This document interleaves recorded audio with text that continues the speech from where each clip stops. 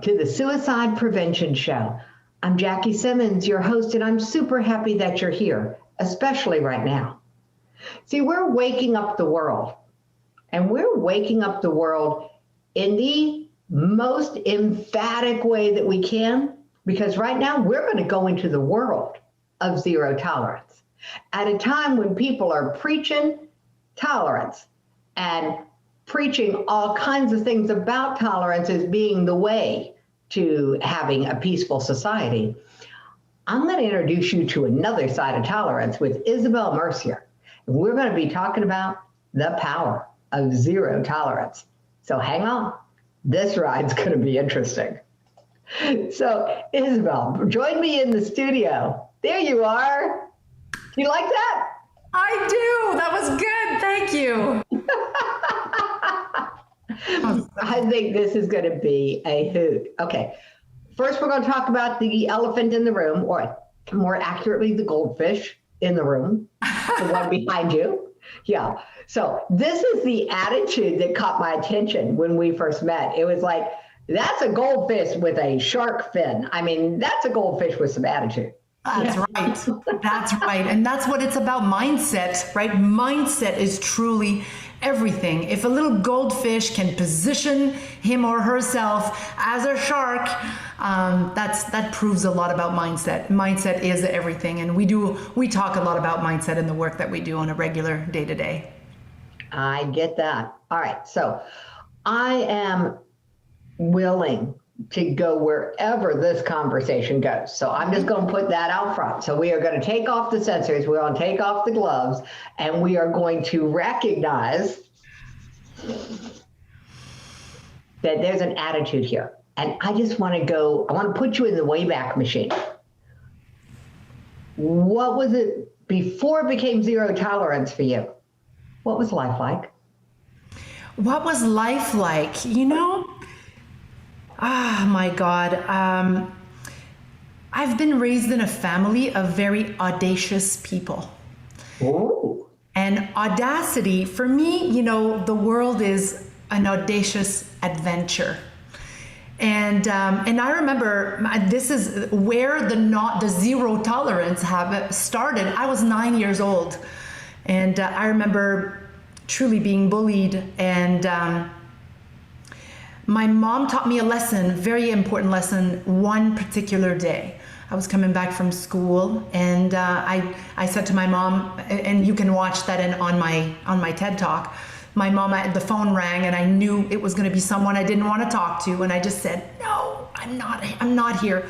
And she taught me a great lesson that day, and she said to me, as you know, very early, 9 years old, she said, "Isabelle, if you can't say no to what you don't want, you'll never have the time and the energy for what you do want." Jackie, this did something to me. It really, really did. And so as of a young age, I became very curious about understanding what causes worry versus what causes units of happiness. And truly, this is where I started learning a lot about tolerating, and having the least amount of tolerance possible leads to the least amount of worry possible. But whoa, that's a quotable. Pause. All right. The least amount of tolerance leads to the least amount of worry. So this is what I've uncovered over years of being obsessed with what causes units of happiness versus what causes worry. And over the years, I discovered that, or I uncovered, because nothing is not invented, it's already there, you just have to see it a different way. I uncovered that for everything that I worried about, most everything was directly linked to something that I'm tolerating. Something I should have said no to when I said yes. A leaky faucet, a remote that doesn't work, children or nephews that don't listen, or whatever the tolerating is, whatever I'm tolerating, I know for a fact that it will convert itself in worry 100%. Now, I'm not saying all worry leads always from toleration. what I'm saying is everything you're ever tolerating will for sure lead into worry. So instead of wondering, how do we worry less? What's a trick for that, right? That's one. What you tolerate, you will end up worrying about. So the key is to look at what you're tolerating, big or small, and tackle those things. Sometimes it's having a brave conversation. Sometimes it's, there's so many things, and we're used to tolerating. Sometimes we don't even know, Jackie, that we're tolerating. Right. I absolutely agree with you there. So we're going to have a good time with this, because understanding what tolerating feels like, what we can discover about tolerating, we're going to have a lot of fun with this. All right. So when did you first? Well, all right. Now I have to ask. I have to go back to the day in the kitchen with the phone call and your mom, who's like not buying into this. What happened?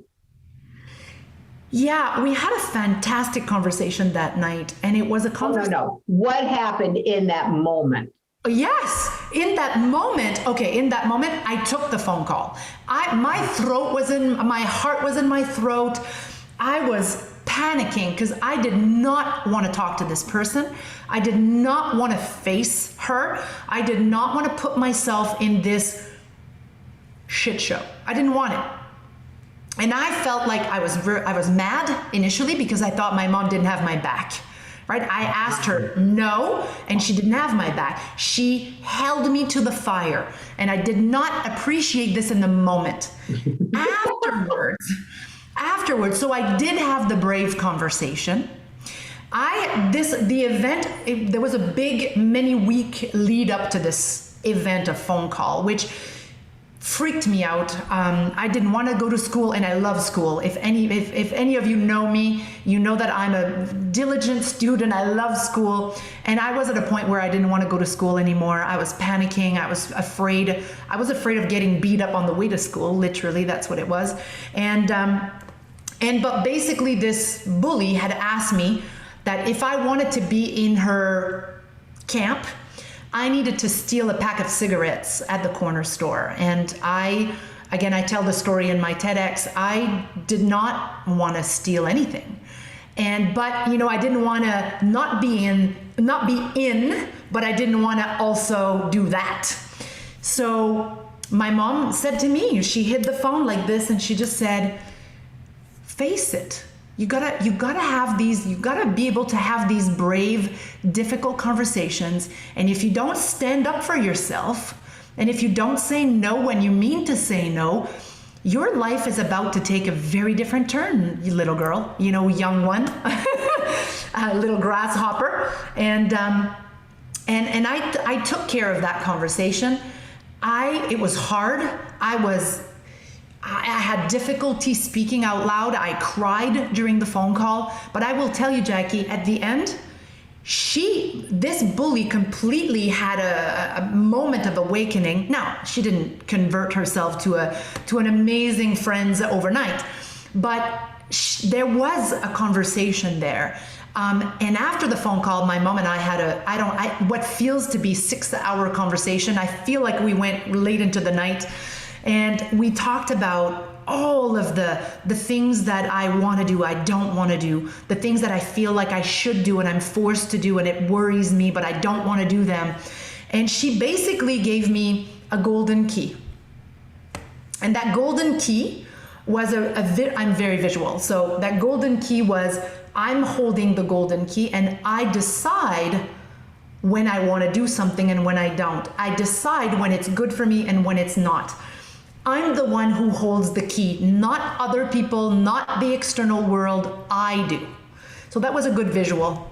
That's a good visual, and it's dicey for me. Okay, it's dicey. I'm like on dicey here as a parent. Yes. And at 9 years old, she's saying you can decide what you're going to do and what you're not going to do. Now, were there any parameters around that? Of course, for sure. Oh, sure. Okay. I come from a family of pitching. I had to pitch ideas and I had to position. This is why I'm such a great positioner today. This is what I do now for a living, is help entrepreneurs and businesses and people uncover their secret sauce and own their genius. But yes, there was some really strict, my mother was actually very strict parameters, but allowing me to have adult conversations. I was raised in a hairdresser salon as well. I hung out with adults day in and day out. To have the conversations, to ask the questions, and to know when something feels right and when something doesn't feel right. And then came along other lessons of, it doesn't mean it doesn't feel right, that you don't have to do it, in terms of, if it's helping your brother. Well, if it doesn't feel right because you're busy today, you still have to help your brother. But it was in the lessons of what I am tolerating, what I am choosing to tolerate will for sure lead to a certain amount of worry in your life. All right. So having tolerated a lot of things in my life, as a matter of fact, I was told, and I decided this is what extreme toleration looks like. I was in the emergency room. They were trying to reposition my foot back onto my leg bones. Aye. And the doctor said, "You're really stoic." And I realized that that's not how I want to be in an emergency room. That's right. Yeah. But I realized that's extreme toleration. And so there's this line kind of between extreme toleration or just total acceptance. And I kind of flip back and forth on that one a lot. Toleration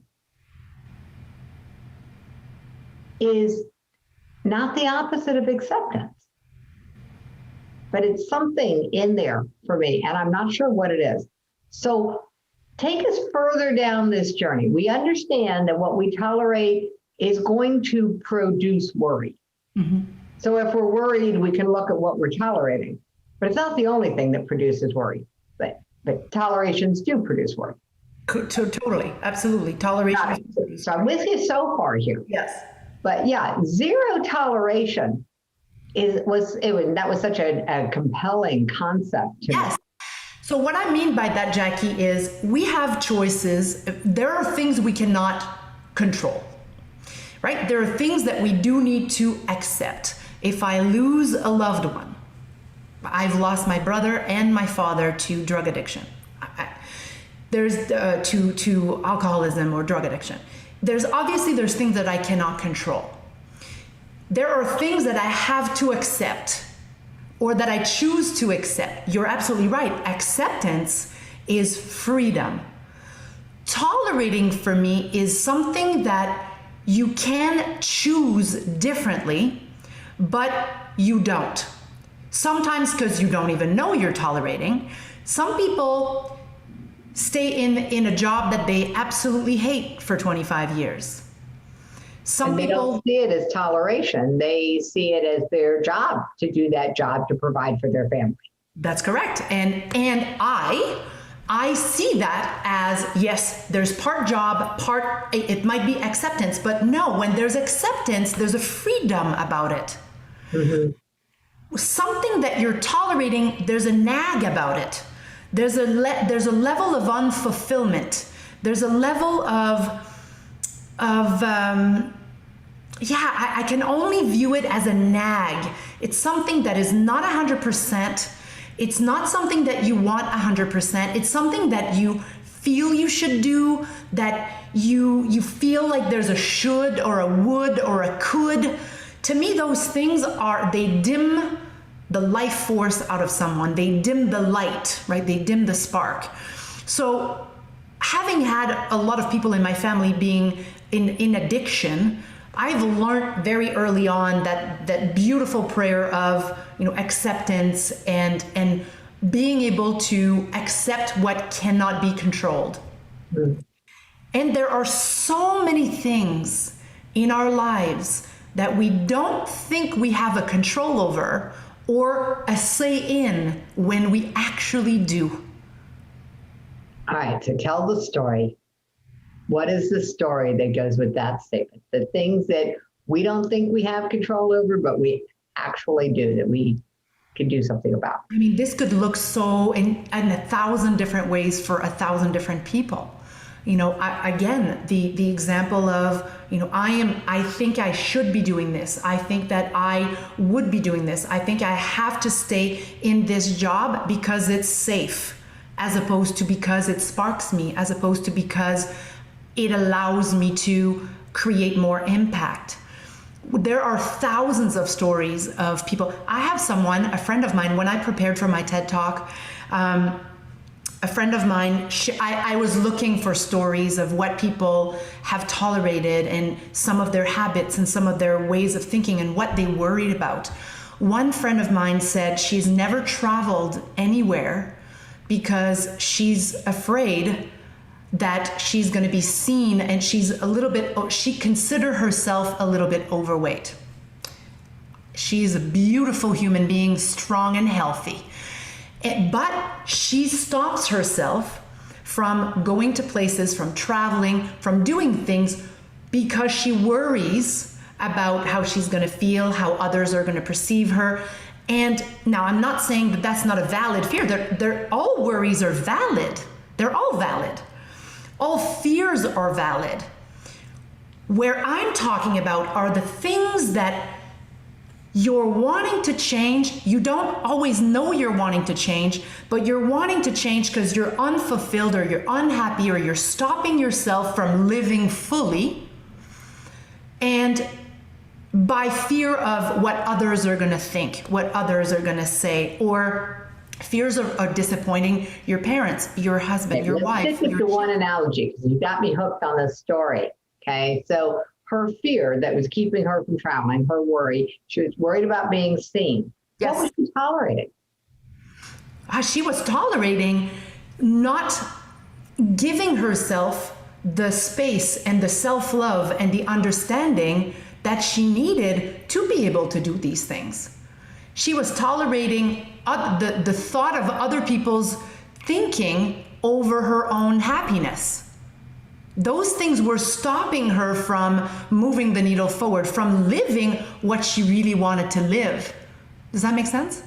That's making sense. And so I wanted to make sure, because one of the places that you could have gone with that was that she was tolerating a less than happy weight for herself. That could be, and that's for her to judge, but truly it could be. For some people, that could be that. It could be that they're tolerating not being comfortable in their skin, right? Mm-hmm. And some people tolerate what other people think more than how they're feeling in their skin. So again, there's a 360 degree of what are the things that could be tolerating in any given moment. There are as many tolerations as there are human beings on the planet, in my opinion. That's pretty amazing. All right. So you've been on this journey working with lots of people on this concept, and the concept started for you when you were 9. When did it become something that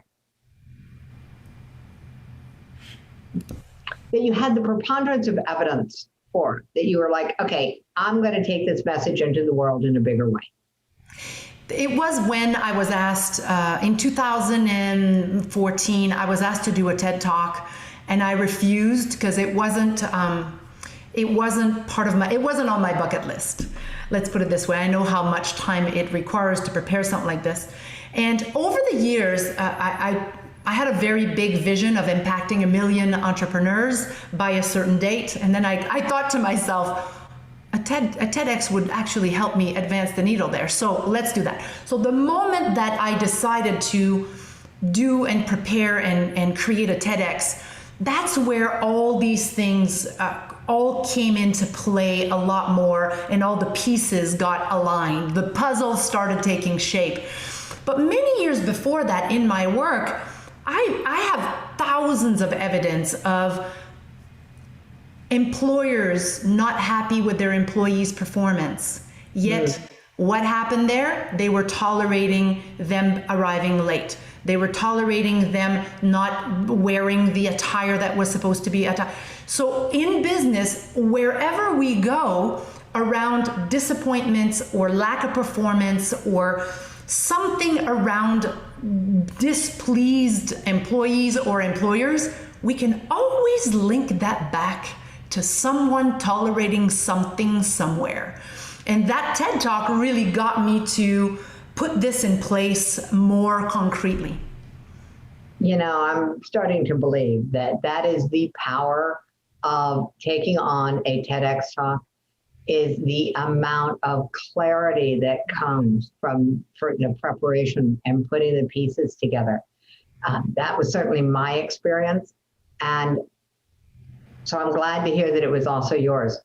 This is perhaps the most powerful place that you can stand, is when you realize that by saying yes to something that you knew was going to take a lot of time, was going to be potentially difficult, but that simple statement led you to the clarity around this topic.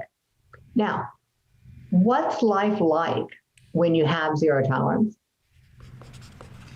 You know, I'm glad you're asking me that, because a lot of people think that I'm someone who probably doesn't have a lot of patience, that doesn't have a lot of compassion, and that's not true at all. First of all, what you just said here about the clarity of TEDx, I call those things catalyst tasks, right? It's a task that is the catalyst for something so much greater and deeper. So TEDx was definitely a catalyst task for me in this subject. The life of zero tolerance is a life that is very conscious. I'm very conscious with my decisions. I'm conscious when I say yes to something. What are the reasons that I'm saying yes to? What are the benefits for everyone involved? It has to have a triple win-win, triple bottom line. I'm also very conscious to what I'm saying no to. And it's a life of hell yes or no. So if an opportunity is not a hell yes for me, for whatever reason, and it matters to me, then I will do what it takes to make it a hell yes for everyone involved, so that there is less things that I am tolerating and that is dimming my bulb. Because if my bulb is dim, I'm going to dim a whole bunch of other bulbs around me. And so it's a life of consciousness. It's a life of being able to say yes when I really mean to say yes, being honest and very clear in my communication. As Brené Brown said it very well, and I don't know if she said it first, but clear is kind. So communicating clearly, saying what I mean to say.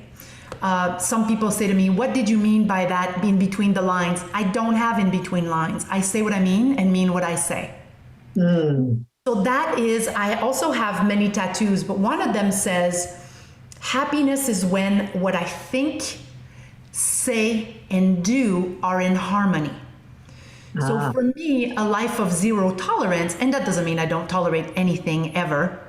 There are tolerations, I'm just very aware of them. And then I either accept that it is, therefore it's no longer a toleration, or I do something about it, therefore it's no longer a toleration, right? So I do have a list of things that I tolerate, and I tend to bust things to take them and fix them, whether it's something to be fixed that's not working, whether it's a tough or brave conversation I need to have, whether it's saying no after I've already said yes. Like sometimes when you think, you have to come back and go, Sometimes when I hang up, I go, oh, I think I wasn't 100% clear. Let's call back, or let's communicate back and reiterate and be clear. So it's a simple life because it's honest. It's conscious as I can be, knowing that there's always a next level of consciousness. And mainly, it's about continually aligning what I think, what I say, and what I do. Continually aligning what you think, what you say, and what you do. So one of the places that I'm hearing that you are living in or being zero tolerant of is having things in your life that pull you out of alignment between what you think, what you say, and what you do.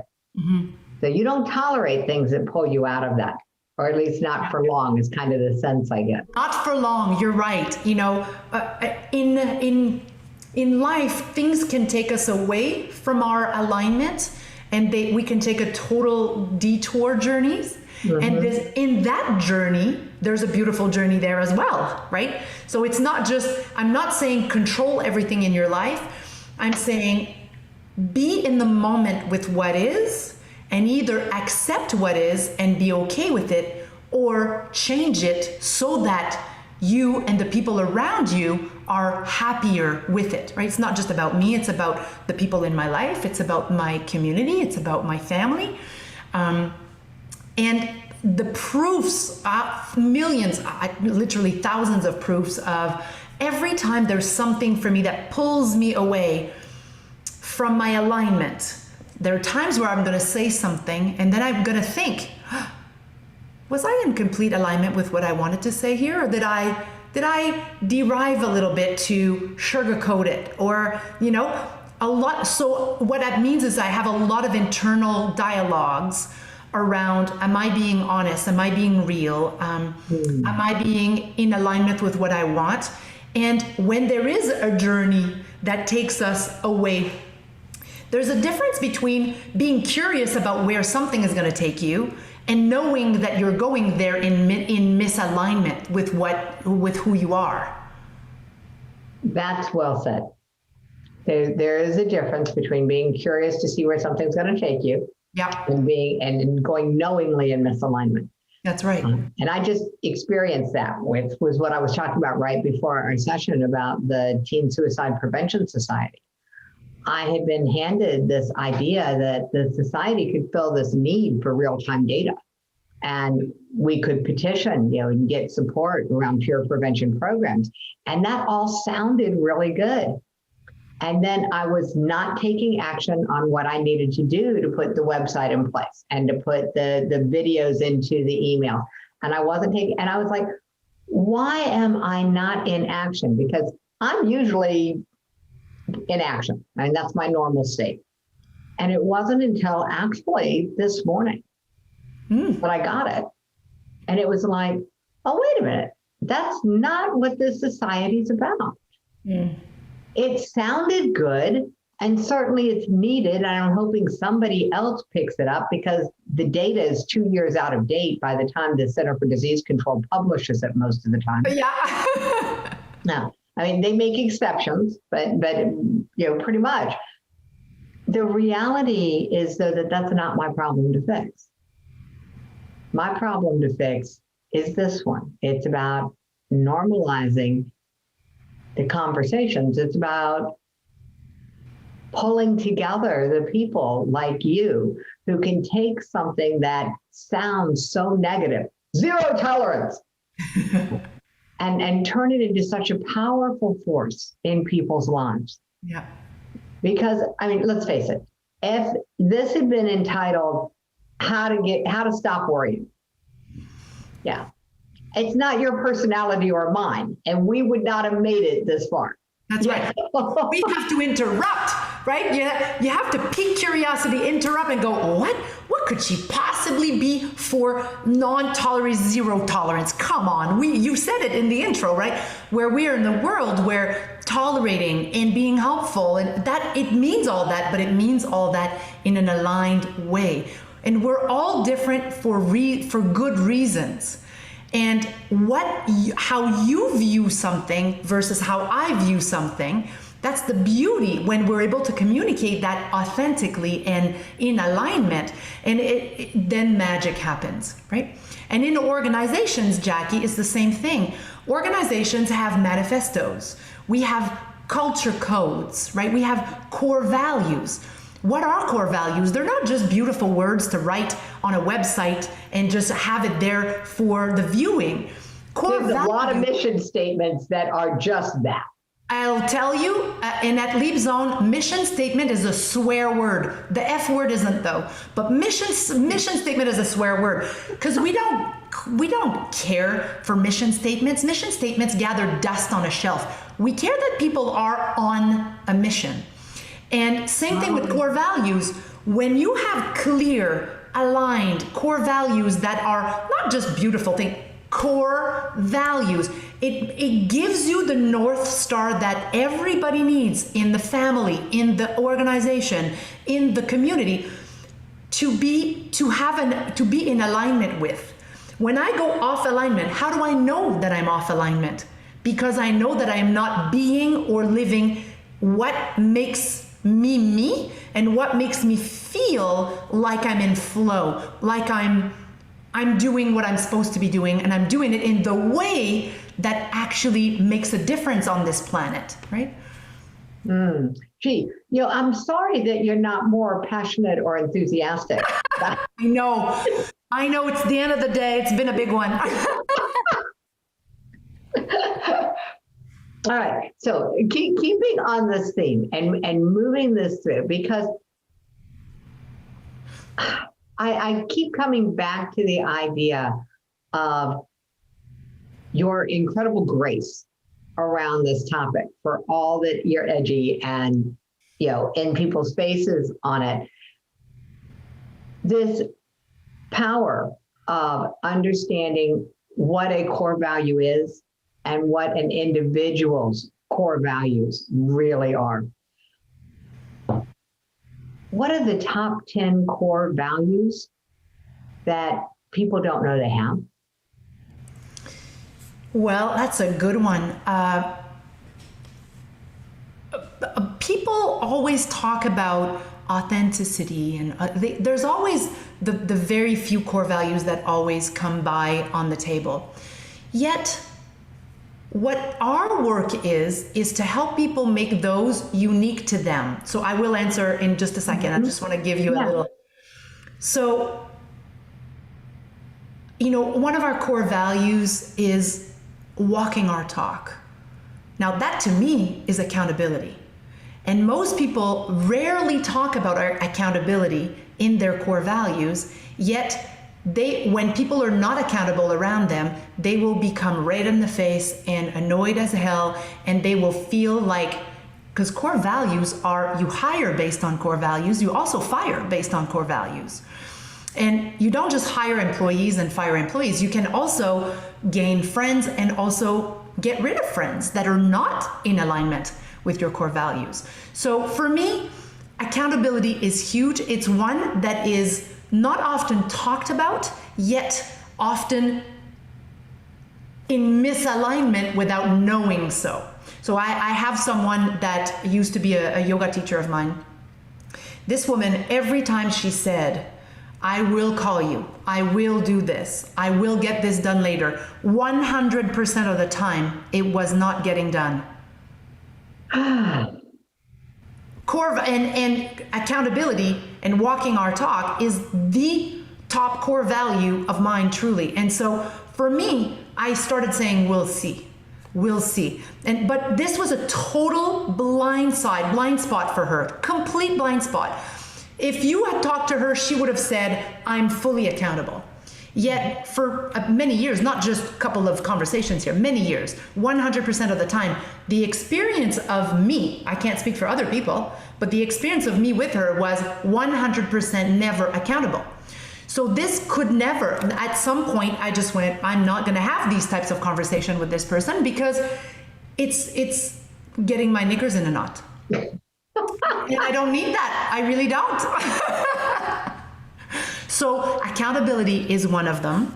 Self-responsibility is another one that is pretty rarely on people's core values, which is often misaligned with or in a feud with themselves internally. Wait. What's the difference between accountability and self-responsibility? Self-responsibility is when you, in my opinion anyways, is when, let's say I make a mistake or I'm late. I'm gonna say, that's me, that's my fault, or it's my responsibility. I dropped the ball on that. I'm sure we've all here, anybody listening, we've all met people who they're always blaming others. It's always others' fault. It's never about themselves. I believe that we attract the good, the bad, and the ugly in our lives. I believe that I'm responsible. When I get a cold, well, I believe that I probably did something. I overextended myself. I worked too hard to compromise my immune system. And why is it that that bug never got it? This is probably not a good conversation in COVID time, but But ultimately, I certainly don't want people to, I don't want to have 1,000 emails telling me I did not bring upon COVID on myself. I'm just explaining self-responsibility. Self-responsibility is when I know what I'm accountable for and I am responsible for it. I believe that I do not blame others. I'm always responsible for what is going on here. So I take most responsibility. And in a team, having someone who's saying, you know what, that's me, I'll take care, I'll fix it, versus, oh, that's because such and such happened and so did that. Well, that's much harder, to work with team players that way. So accountability, I will say what I will do what I say I will do, and I will do it when I said I was going to do it. Self-responsibility is, it is my responsibility to be accountable for myself, for my actions, and for what I bring upon. Cool. All right. So those are two. What's another one? So accountability, self-responsibility. What's another one that is should often be or is desired but rarely there? That was your question, right? Should be in the core values. No. What are the big core values that you don't see that people have, or they actually have, but they don't think to put them on their list? Yeah. So those are two definite big ones. Another one that I don't see often that people have is the level of happiness. So a core value could be that we wholeheartedly believe. So core values are communicated by we make life better because we wholeheartedly believe.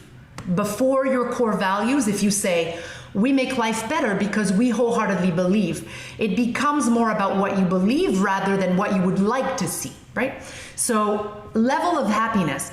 I wholeheartedly believe that my happiness is not more important than my team's happiness. And it's when you're working with a team and you have a triple bottom line in mind, meaning, the planet is doing better, your community is doing better, your employees are doing better, and yourself within your culture is happy and doing better. That is key, and more we're going to see that more and more in companies' core values and people's core values, the level of joy and the level of happiness. And it is proven that when people are happy and experience more joy, they're better at work. They do better in everywhere, right? So, yeah. Yeah, happiness and joy are two key indicators of performance, productivity, passion, parenting. I mean, it's something that is so missed and misunderstood that it's like the oxygen mask. Put your mask on first. Take care of your own happiness and joy first. Absolutely, 100%. Yeah. Cool. All right. So those are three big ones: happiness and joy. And not just for yourself, but you take care of yourself first, and then you take care of your community, and then you take care of the world. What's another one? Making life better. Making life better. Wholeheartedly believing that what we're doing can make life better. And we're doing it to make life better. Gone are the days where anybody or companies or organizations are all about profit anymore. The consciousness, the raise of consciousness in organizations is at an all-time high in terms of need. It's very needed nowadays. We talked about that 20 years ago, my partner and I, and I'm sure that there's plenty of people in your community who have been talking about this consciousness in business for years. And it is now starting, it used to be talked about, now it's starting to be actualized. We're starting to see that organizations are more about their business model is designed to make life better for everyone, not just their own bank accounts, right? So making life better is another big one that is, it helps teams get aligned to do so much more that they could ever have thought about. And core values, what I was saying earlier about it allows you to hire and fire because of misalignment. Years ago, we had a very, very challenging client. And one of our core values was fun. Another one was level of happiness. Another one was, of course, accountability. And we had 7 core values. And one of our employees, at some point in one of our team meetings, we had team meetings every day, said to me, Isabelle, why is it that we're still working with this client? They violate 5 of our 7 core values. And I said, you're absolutely right. They're complete hell to work with. And I will tell you why, because your leader doesn't have the guts to let them go. Your leader is thinking about the team and is thinking about the salaries and keeping the lights on. That I forgot to mention, that client represented 75% of our revenue at the time. Ooh, yeah, details. That's just a little detail. It's a little detail that's super important, right?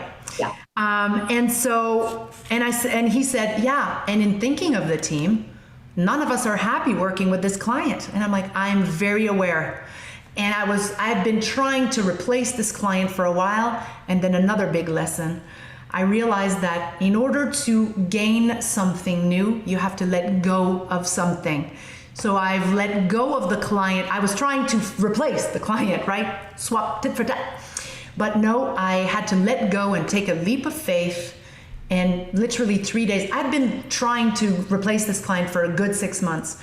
3 days after I let them go, there was a beautiful opportunity, which, Jackie, I would not have been able to see had I still been in this chain of difficulty and tolerating and worry and unhappiness with this client, for sure. I'm like going, did you record that phone call? I would so love to have been a fly on the wall. I will tell you, it was phenomenal. And I gave them 3 months. Initially, I gave them 3 months to actually shape up or ship out. And they did not think that I was gonna do it because they knew how big they were for us. So they thought that at the end of 3 months, if they didn't shape up, they didn't think I would have had the guts to let them go. And I definitely did. And we let them go, and 3 days later, boom, we had an amazing replacement client, which of course, and that was all due to core values.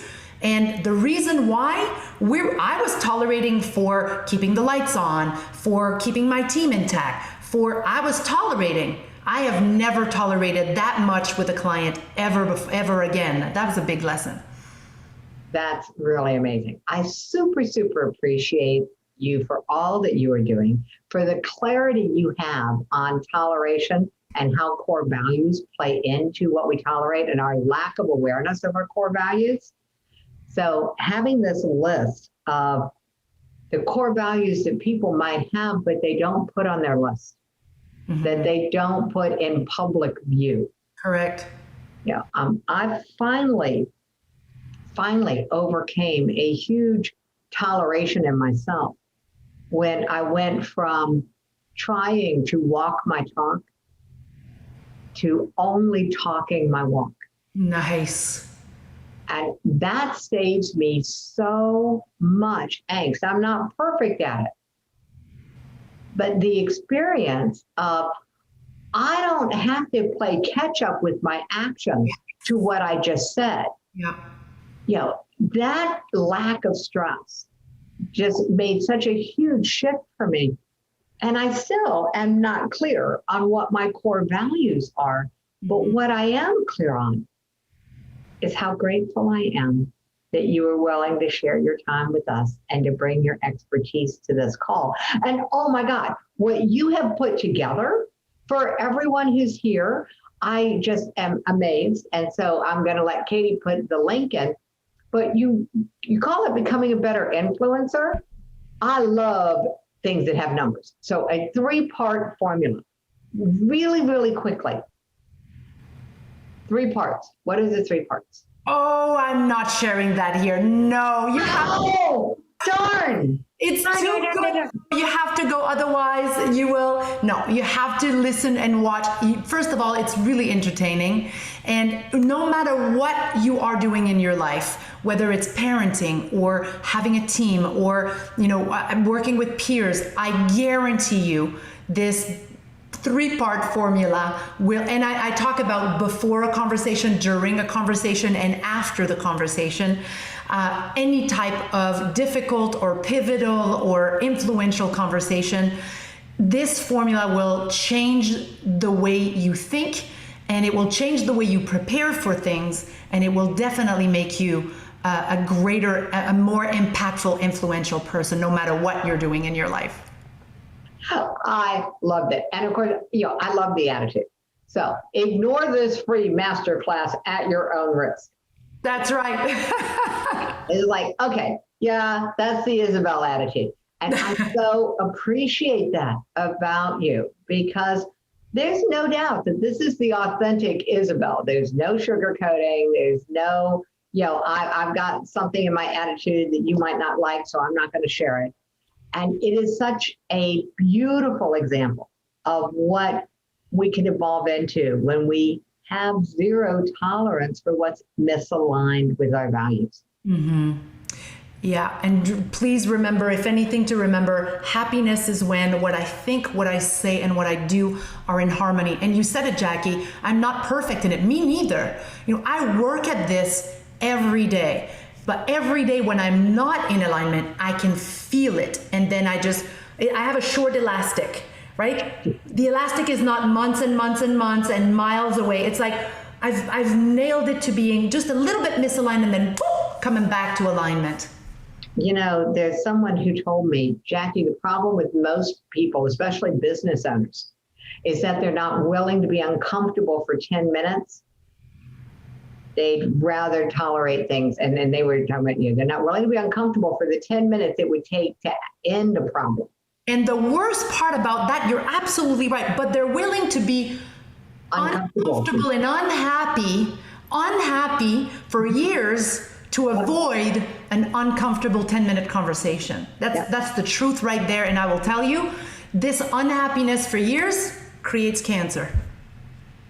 Well, I'm a firm believer in that worry, especially worry about money, is the root of all disease, whether it's dis-ease Correct. Or disease.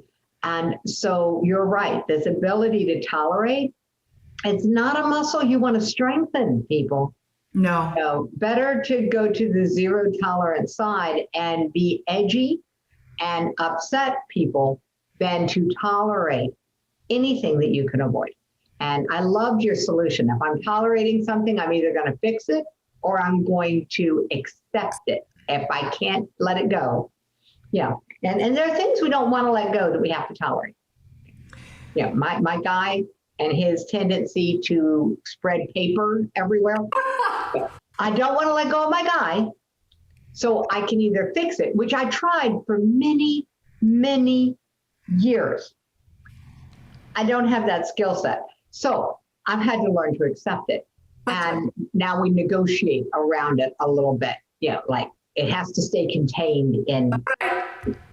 I haven't gotten my dining room table back yet, but I did reclaim the dining room a few years ago. The living room a few years ago. I haven't reclaimed yet. And it's bad. But yeah, this is where I see the application of this as being just so lovely. And I really, really, really appreciate it, Isabelle. You're welcome. And of course, my TEDx talk, you can find it at leapzonestrategies.com/TEDx talks. And there's a 22-minute on this particular subject explained beautifully with a bow wrapped. Aha, there we go. So you can get the full version, not the version according to Jackie's interview, but the full version at their website. All right, Isabelle, you do that so well. And Katie, of course, is on it. She's already dropped your website into the chat for everybody. Love having a team. Thank you, Isabelle. You're very welcome. And thank you for what you guys are doing. It is much needed on this beautiful planet of ours. We want people to stay.